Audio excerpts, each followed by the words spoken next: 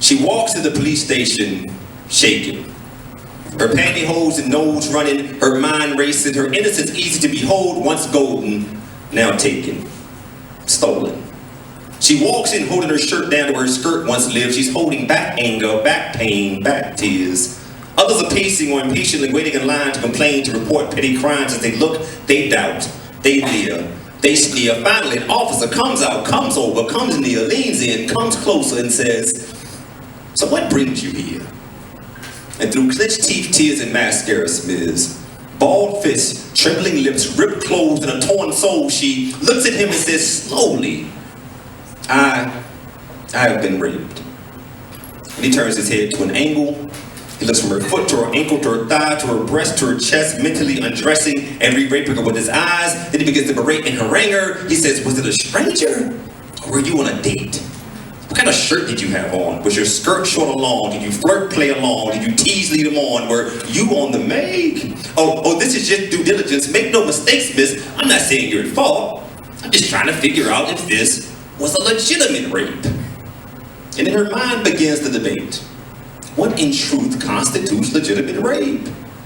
Is it housewives with fire and daggers in their eyes, faking it and taking it their entire married lives because that's what their moms did?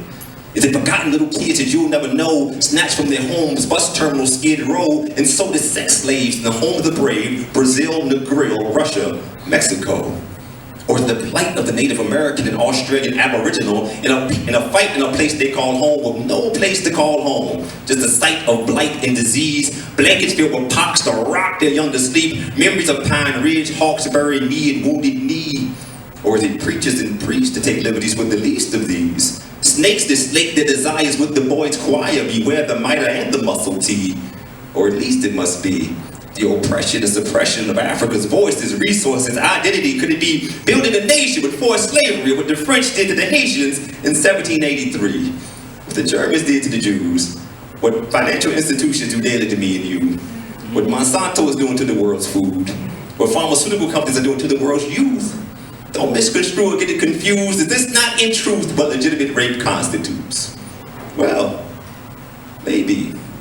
But could it not also be a woman walking home alone, not conscious of what she's got on her back, thinking she has the right to wear what she likes without being attacked when she feels a knife to her throat and her skull being cracked? Is it rape if she said no, fought and cursed the act? Is it still rape if she said no but thought not to make it worse so she didn't fight back? Is it rape if she screamed in a way deemed to raise the alarm? Is it still rape if she spoke softly in an effort to keep him off? She spoke very calm.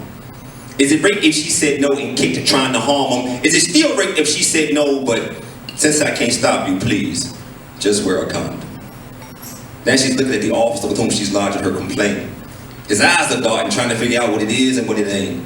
That's when she grabs his face in full attention. She pulls him in close to ensure that he's listening, and she says, "Let me be frank.